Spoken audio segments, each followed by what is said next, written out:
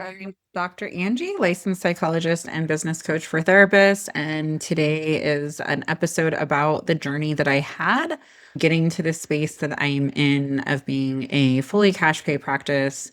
And this wasn't something that I had ever really imagined that I would be in as far as the devastation. So I'm going to take you on a journey of what it was like and just knowing that, like, wherever you're at on the journey, that whatever you have imagined in your mind is possible. I do have a long background going all the way back to age 17 in the mental health field. If that sounds crazy, it is a little bit crazy because I started off with just being fascinated by humans and brains and just really wanting to know more and understand more. But of course, I was too young to even participate in working in inpatient units. And that's really where I wanted to be. And maybe it was watching too many episodes of Hollywood style inpatient units, but also I come from a family background of a lot of mental health issues. And in particular, I am a neurodivergent individual and have a diagnosis of autism and ADHD, and of course, a high masking female profile.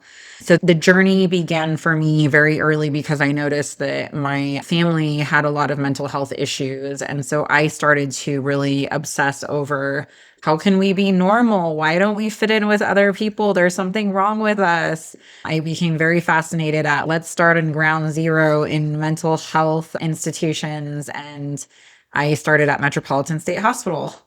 Oh my gosh, this place was a little scary, but it got me to be in that space of I'm in there just as a volunteer because I had to go through some background checks just to be able to sit in a room with people. And I had a little badge, so I was all proud of my little badge or whatever. So I can't remember, it might have been around 17, 18, somewhere around that. I was really trying to push it so that I can get into the space.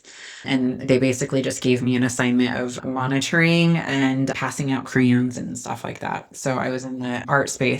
So anyhow, I started off in that place, and then I was deciding now what do I want to do as I go to college, and I became really obsessed with everything having to do with mental health and psychology and just understanding humans. And I ended up presenting in conferences very early on, even in my associate's degree. I went to Irvine Valley College and then eventually graduated from UC Irvine, and they were really interested in me getting my doctorate there, but I felt overwhelmed by the competition. I came from poverty and, like I said, a lot of mental health issues in my family. So I didn't feel like I fit in, and I definitely didn't fit in, not just because I was neurodivergent, but because I was like coming from pretty severe poverty. I grew up in homeless shelters. My parents were addicts. I do have this personal journey of being a witness to poverty that most people have never experienced in their lives. I was panhandling as a kid just to be able to get a meal. So as you can tell, I have a lot of trauma in my background. So I felt determined to get into this mental health field that apparently cures people like me and my family. I didn't identify as having issues myself. It wasn't until I started reading textbooks and reading about my life in that, and then I realized that I need some help too. But thankfully, I was in that space of mental health, and we were practicing on each other in our therapy classes in my master's degree and my doctorate degree. And I got to be in a space with some amazing professors that taught me about Buddhism and about cognitive behavior therapy, which I know is not the best, but I worked my way into learning every modality that you can imagine, getting trained by Marsha Linehan and Sandra Paulson, or all of these amazing, great minds that helped me process some of my trauma. And some of it felt very surface level. So I'll talk deeper into that later on in this episode or some other space. But basically, I was used to working for free. I started volunteering. That was the first thing I did, was I was volunteering. So I wasn't really used to getting paid. And I just figured, like, I am just obsessed with learning. And I'm not really interested in making money, and any bit of money, even if I was making $50,000 a year, that sounded like fantastic. That sounds like a lot of money to me. Meanwhile, I am also a single mother. I was raising two children at the time. I had children very young in my adolescent years. and carrying them along this journey, which was I'm full of a lot of grit. I had to learn to be gritty in order to be here today. Those skills are helpful in the mental health industry, but at some point, I wasn't recognizing that I was also ADHD, that I also had autism, and I started to burn out. And that was around the time that my mother had passed away. And that's was probably about a year or two before I graduated with my doctorate degree. But it was like, geez, this is like hard on me to have somebody pass away. But my mother, right? We know the mother wound is one of the strongest, or is the strongest and most difficult to heal from. And so that was going on in the background. And I was also meant to continue to raise my kids and to finish my doctorate degree. And I asked for some permission from some of my professors, and they seemed to be very understanding, but it was, yeah, you still have to finish this. There's no getting out of it. And not that I wanted out of it, but I wanted a break. And that wasn't going to happen. So I just said, okay, let's just keep pushing on. And I finished and graduated without my mother being there. My father and I became really close. We have been close my whole life. And thankfully, it was a time that he was being sober, but he was in and out of that too. But my ultimate goal and vision to finishing my doctorate was that I was going to take care of my family that was in poverty and get them some mental health treatment and all this cool stuff. So I had a big plan. I wanted to be taking care of my kids. I had also remarried along that journey in my doctorate, and my husband actually was a combat veteran. So I was providing care for him, I just kind of have been a caretaker my whole life. And if any of you listening therapists, you probably can relate, because I highly doubt that you came into this field without having a background of being a caretaker. You can relate in some way of recognizing that we were put into this field for a reason, because that's a desire that we have, or a skill set that we have of empathy and compassion and just wanting to help people get better.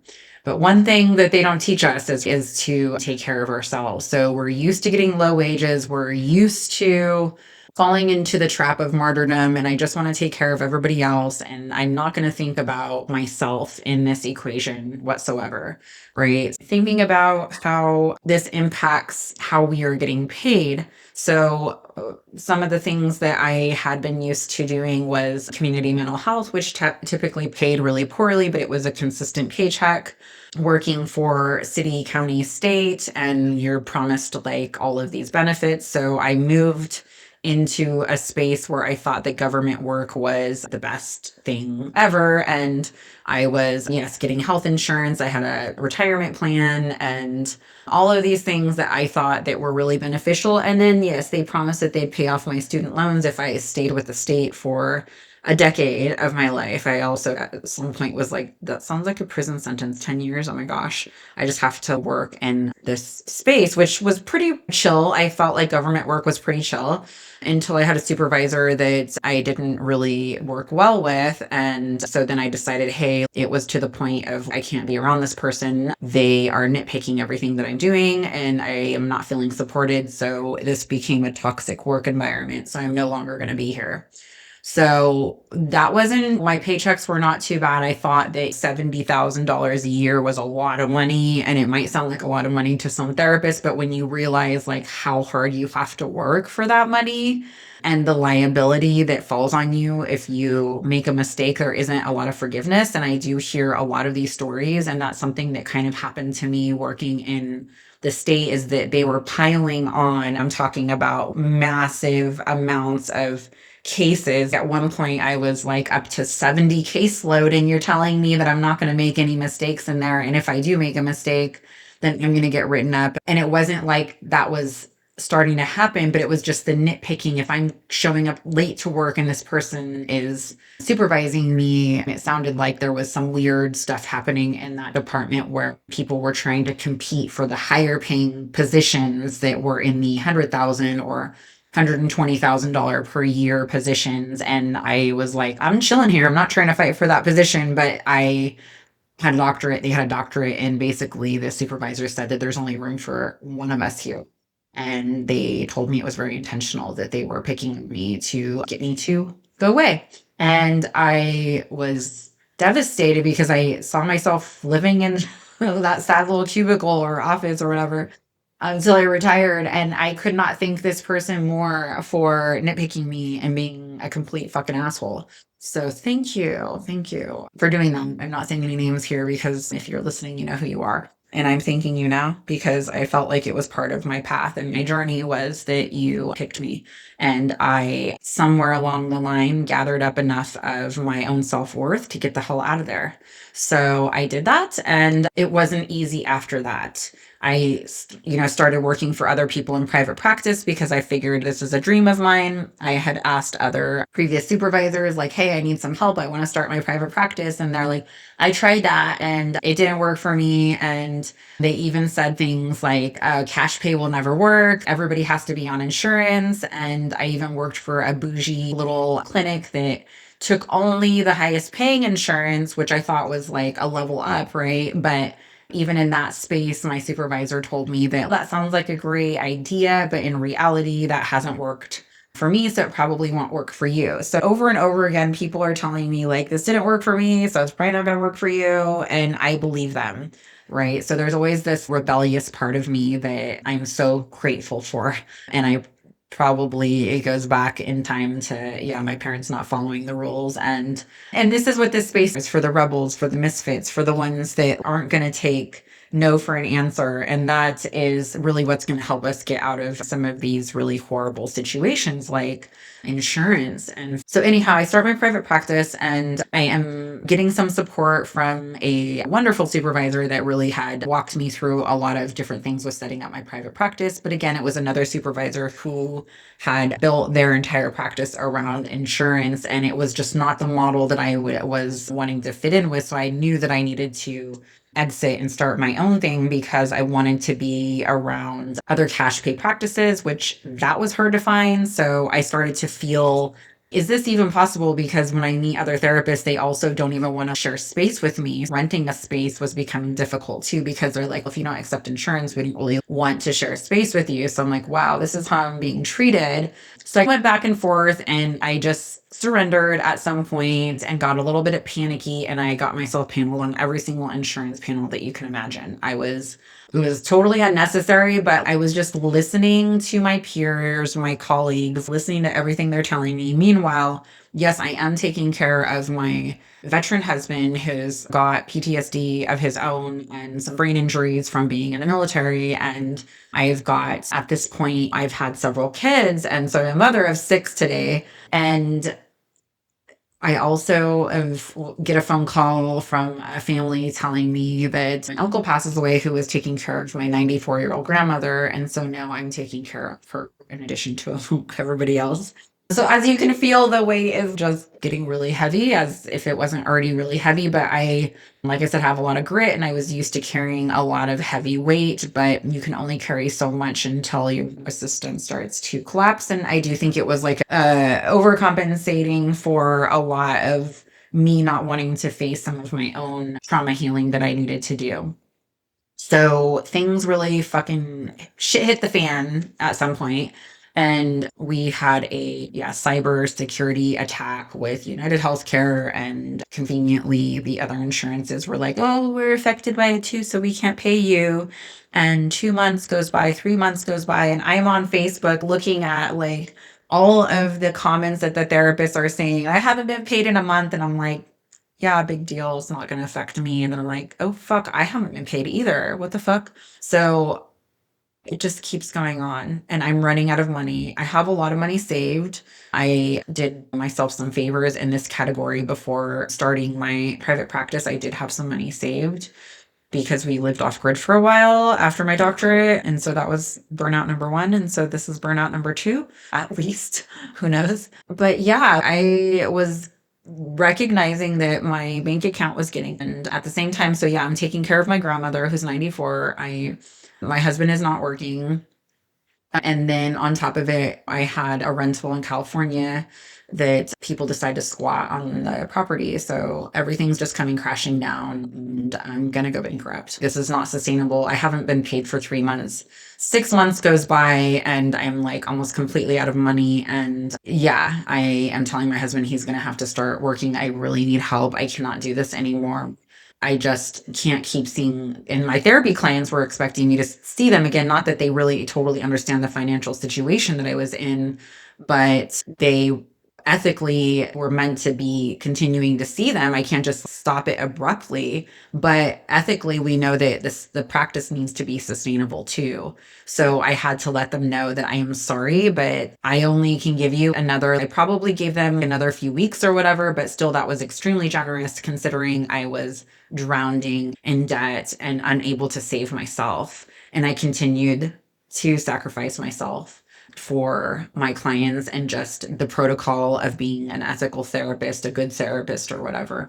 And I watched hardly any money come in. I hired a billing specialist. I figured I could save this if I just get the right person. And I did get a very aggressive biller who went to look for these claims for me and recovered $15,000. But we're talking about $50,000 at this point, and I am fucking done. I am never taking insurance again. I had a little bit of money left to invest in some coaching programs, which I am pretty open and honest about who has helped me along the way. And some of these amazing people out there, they probably aren't given enough credit for helping therapists and women become more financially independent, help me along the way. I think it was Audrey Schoen was probably one of the first one, and Tiffany McLean, and then Jessica Harris was another person who helped me, because sometimes there's like little pieces that were missing. Maybe one helped me get my LLC and we learned that, and another one helped me learn marketing or what other strategies or whatever that were out there. Some of them helped me with mindset. So anyhow, I'm in this place of, hey, it just can't get worse. And this is the last thing I'm going to invest in. So let's see how this goes. I need to learn marketing. I can't fucking do this shit. I cannot take insurance. Fuck them. I heard these stories. I didn't think it was going to happen to me. And it did. I even tried to advocate for myself. The government of like the state that I was in, I was trying to send letters to the governor to ask for help. While in that state, they didn't really give a shit. Be careful the state that you're working in, because some of them will advocate for you to recover the money and other ones will not.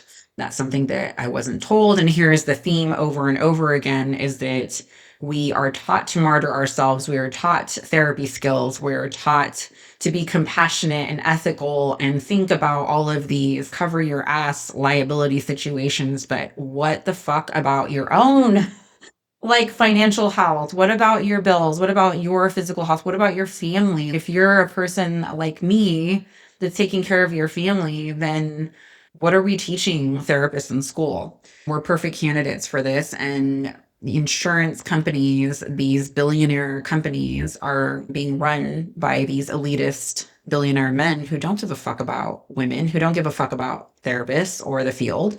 It made me go into rage mode. I continued to offer therapy services, but I switched it to cash pay as quickly as possible. And within ethical guidelines, again, I gave my clients I think that even some of them that I had in a group practice I had been working for too, I usually give them like 30 to 90 days or some crazy shit like that. So overly generous. I think we're only supposed to give them like 2 weeks or something, but I think I gave them like 60 to 90 days. And I even gave some of them free sessions just in case it felt like icky to them. I wanted them to feel like they were in a right space to move on, but I had to do cash pay. Like it or not, I have to save myself here. Finally coming to save myself.